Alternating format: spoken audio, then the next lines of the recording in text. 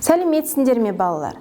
Бүгін қазақ тілі пәнінен өтетін сабағымыздың тақырыбы ұлтымыздың салт дәстүрін білгенің жөн. Сөз таптары. Бүгін сабақта сендер балалар мәтін бойынша сұрақтар құрастыруға және соған жауап беруге үйренесіңдер. Сонымен қатар сөз таптарын ажыратуға, яғни зат есім, сан есім, сын есім, етістікті ажыратуға үйренесіңдер. Және соларға мысалдар келтіру арқылы дәлелдеуге дағдыланасыңдар балалар. Сабағымызды балалар мәтінмен жұмыстан бастайық. Алдымен мәтінді түсініп алу үшін мұқият тыңдаймыз. Мирас, ертең біздің үйге көп қонақтар келеді. Шілдехана жасаймыз. Шілдехана деген не? Шілдехана жаңа туған нәрестенің құрметіне арналған той.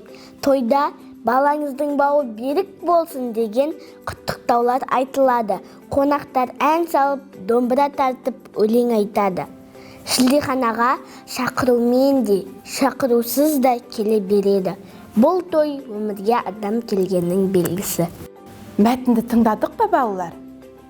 Ендеше бірге отырып мынандай тапсырмаларды орындайық. Мәтін бойынша сұрақтар құрастырып, оған жауап беруге тырысайық. Мысалы, мәтін не туралы? Дұрыс айтасыңдар. Мәтін шілдехана туралы. Шілдехана қандай той? Шілдехана нәрестенің алғаш дүниеге келгеніне байланысты жасалатын той екен. Сол шілдехана тойында қандай тілектер немесе құттықтаулар айтылады? Өте жақсы балалар. Шілдеханада нәрестенің бауы берік болсын деген құттықтаулар айтылады екен. Енді балалар, осы мәтінге ат қойып көрейікші.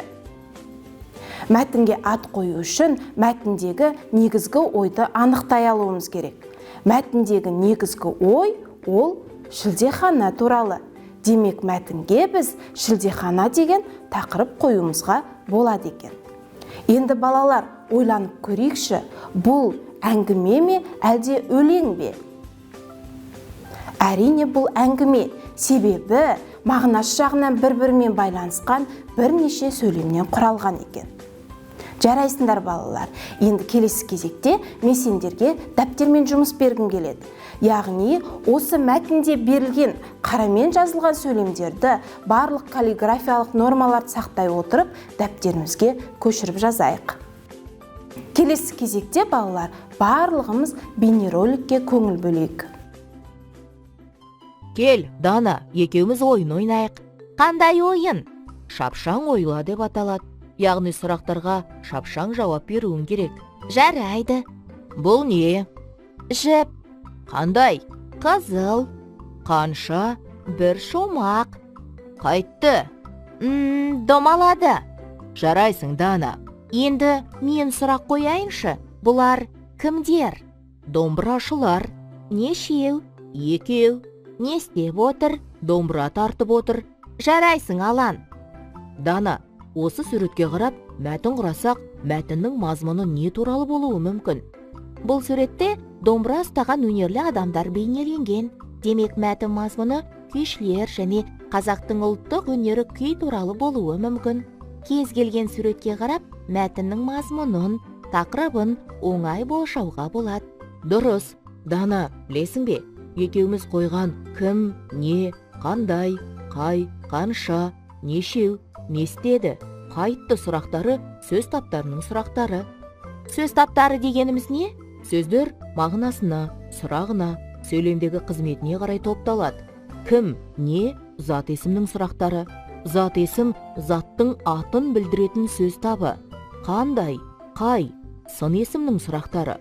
Сын есім заттың түрін, түсін, көлемін, сапасын, дәмін білдіретін сөз табы.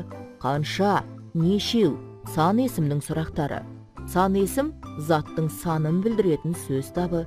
Не істеді, қайтты, етістіктің сұрақтары. Етістік заттың іс-әрекетін, қимылын білдіретін сөз табы. Енді түсіндім. Демек, бір шумақ қызыл жіп домалады деген сөйлемде жіп зат есім не деген сұраққа жауап береді. Шумақ зат есім не деген сұрақ қойылады. Қызыл сын есім қандай деген сұрақ қойылады. 1 сан есім, неше деген сұрақ қойылады. Домалады, етістік, қайтты деген сұрақ қойылады. Дұрыс, жарайсың Дана.